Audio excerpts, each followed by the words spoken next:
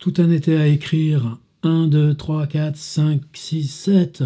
D'abord, petite remarque sur l'atelier même. Je suis pas du tout débordé par ce qui se passe, mais qu'est-ce que je suis heureux.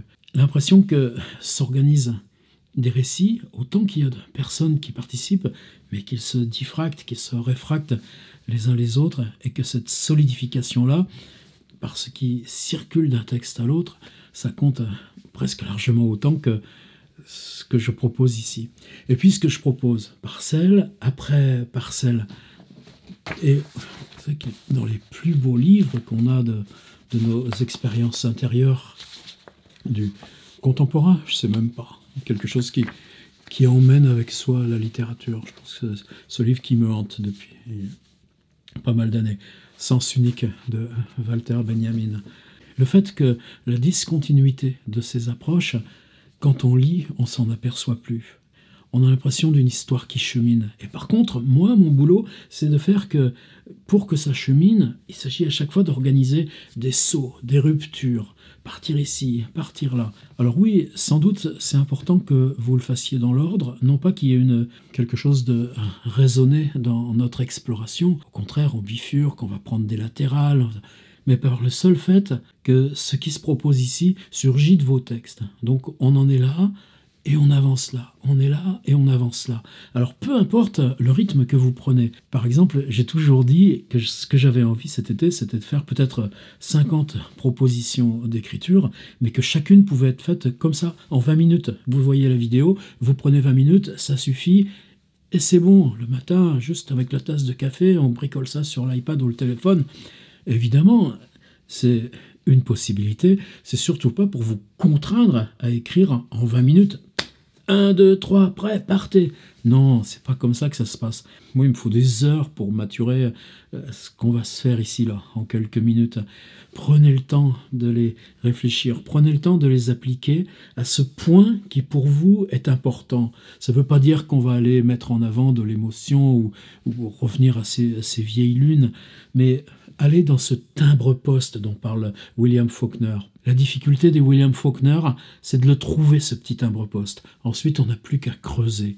Un autre point qui peut contribuer, là, en amont, vous êtes nombreux à dire « mais j'ai ce point de départ, mais déjà ma ville, elle est constituée de ceci, et puis cela ». On n'est pas dans un patchwork pour autant. On n'est pas dans une compilation d'exercices sur la ville où un coup on prend ici, un coup on prend là. Non, on est dans le fait que ce qui se fabrique comme ville abstraite pour chacun, c'est la reconstruction mentale d'un pays imaginaire. Alors nommez-le d'après là où vous avez pris votre expérience réelle, ne le nommez pas, inventez-le, ça vous regarde. Et de toute façon, on va le faire, ce chemin. Par contre, de mon côté à moi, c'est le contraire. Moi, j'aurai toujours à vous ramener à ce point où vous savez que ceci, très précisément, est juste. Ceci, très précisément, est fondé par l'expérience réelle. On va la dégager, on va l'abstraire, on va évider, on va laisser surgir le presque rien de ce réel. Mais cette ville qui participe de la reconstruction mentale, regardez dans Proust, la maison de Combray, il y a au moins 3 jardins, au moins 3 maisons d'enfance qui servent à reconstruire la maison réelle. On n'est pas du tout dans la maison qui aujourd'hui sert de musée Proust à Illiers. Et cette recomposition, évidemment, il faut avoir le courage de l'accepter. C'est l'imaginaire qui participe. Aujourd'hui, avec Benjamin, regardez, bleu, jaune, c'est rigolo, c'est joli comme tout. Bleu, est-ce que vous connaissez ce bouquin? Alfred Koubine, c'est un grand, grand peintre. Une fois, j'avais pris que des toiles ou des dessins de Koubine pour mettre en haut d'un cycle d'atelier, peut-être sur personnage, je crois. L'autre côté, un roman fantastique, c'est chez Corti, c'est Mastock. C'est tout une aventure dans une ville qu'il invente. Mais cette ville qu'il invente, elle est faite de tous les rêves, elle est faite de tous les souvenirs, elle est faite de tous les voyages. Simplement, qu'est-ce qui projette l'unité de lieu? Qu'est-ce qui refabrique l'unité de lieu? Bien, la tête du narrateur. Le moment même, le lieu de l'écriture qui condense et appelle toutes ces villes. Alors là, oui, il est peut-être temps que j'en vienne à la proposition d'aujourd'hui. Ce qu'on a perdu. Alors ce qu'aujourd'hui, j'avais envie de vous proposer de creuser, je crois qu'il est temps d'y venir, parce qu'on va multiplier un petit peu en intensité. Franchir une étape, ça veut dire aller plus près de chaque fois, mais c'est infini, on va le faire ça 1000 fois. L'énigme qu'est la littérature, le centre mystérieux de la littérature. Repensez au grand Maune. Il se passe quoi dans le Maune? Il s'est endormi dans la charrette, il s'est perdu. Quand il se réveille, il voit cette espèce de truc où il est forcément à même pas 15 km de son point de départ. Il assiste à une sorte de féerie de bal costumé. Au matin, tout le monde s'en va et il n'arrive plus à retrouver, en reprenant pied dans la carte principale, où ça s'est passé. Et pourtant, c'est tout près. Bien, nous, c'est cette énigme-là qu'on va commencer d'aller chercher peu à peu. Et peut-être justement sur cette histoire de ce qu'on a perdu. De mon côté, je pourrais convoquer facilement 3 exemples. Un à Marseille, un à Montpellier, un ici tout près à Tours. Quand on est arrivé à Tours, c'était il y a 20 ans. Il s'agissait de chercher une maison à louer. Et dans le centre-ville, on nous a fait visiter une maison extrêmement bizarre parce qu'elle avait une pièce par étage, un escalier qui montait, la cuisine était au deuxième, il y avait une chambre au premier, le salon au deuxième, etc., etc. Évidemment, avec des enfants en bas âge, ça aurait été incroyable, littéralement de vie impossible, mais bon, elle était dans nos budgets, forcément. Elle était en plein centre, dans l'hypercentre. C'est des petits faisceaux de 3 rues, 4 rues vers le quartier des Prébendes. Ben, ça fait 20 ans que je vis à Tours, que je cherche, à chaque fois que j'ai l'occasion d'aller par là, où est cette maison avec une pièce par étage qu'on nous a fait visiter cet été, là, il y a 20 ans, 24 ans, où on est arrivé dans cette ville où on vit depuis lors. C'est aussi, je crois, une année, je venais juste de publier mon premier livre. C'est un voyage qui avait été très important pour moi. J'avais été invité à le présenter à Marseille. J'ai dormi dans un hôtel. Cet hôtel, je vois vaguement où il était par rapport au lieu de Parc Chanot où j'avais eu cette présentation du livre. Je n'ai jamais retrouvé, même en vivant 1 an à Marseille, où était, de quel hôtel il s'agissait. Ces 2 exemples, évidemment, ne les prenez pas au pied de la lettre. Quand on revient, puisqu'on a pris ce thème d'entrée, le retour, l'arrivée du narrateur, la plongée du narrateur dans un espèce de bain qui se révèle par touches successives. Et ça, j'y tiens, parce que c'est un paradigme tellement commun du littéraire que ça pouvait que marcher. Et ça marche. Déjà, dans plusieurs textes, il y a ce qui a existé et ce qui n'existe plus. L'exemple typique pour moi, c'est Cergy, par exemple. Le soir, je me balade souvent. Il n'y a pas très loin de l'ESSEC, espèce de grande école commerciale, un champ vide. Et puis, plus loin, des bâtiments neufs qui sont, je crois, une école d'ingénieurs ou peut-être même des résidences de l'ESSEC, etc. Il y a souvent des gars, ils sont 3 dans une bagnole. Souvent, ils me voyaient faire des photos. Pourquoi vous photographiez ça? Je dis, les immeubles, cet espace vide en pleine ville. Puis vous faites quoi dans la voiture? Il n'y a eu aucune animosité, quoi que ce soit.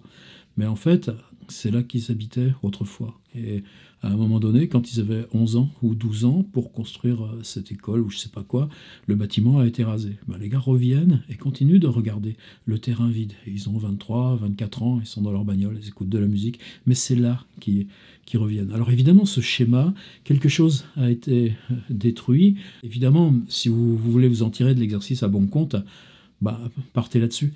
Mais je mets l'exemple pour la négative.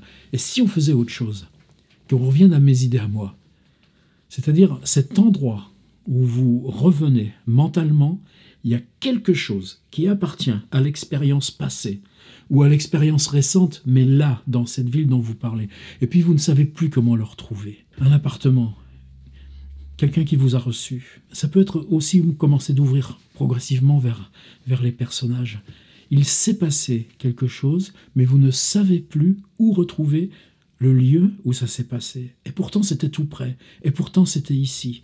Et vous savez que dans ces lieux qui commencent à fabriquer, à organiser, à structurer chacune des prises d'écriture, puisque chacun a sa page, et ce sont autant de livres déjà qui se développent, quelquefois c'est minuscule, quelquefois au contraire c'est des immenses villes. Moi, je voudrais qu'on tente aujourd'hui, 20 minutes, plus si vous le voulez, mais dans l'ordre précis, après la 6 et avant celle qui suivra demain, se concentrer là-dessus.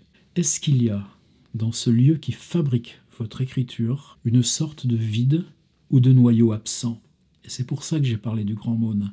Est-ce que vous pouvez partir à la rencontre de ce noyau absent? Quelque chose a eu lieu.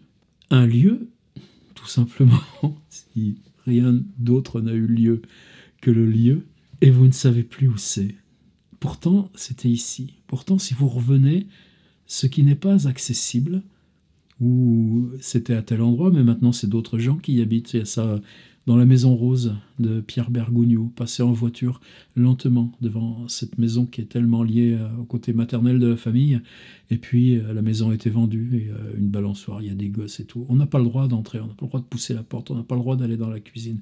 Mais vous voyez, c'est ce genre de choses que je voudrais. Juste travailler là-dessus. C'est un petit bloc de récit, mais un petit bloc de récit qui va créer un vide à l'intérieur du récit, qui va créer une aspiration, qui va créer une bulle d'air, comme ces chambres secrètes dans la pyramide de Khéops.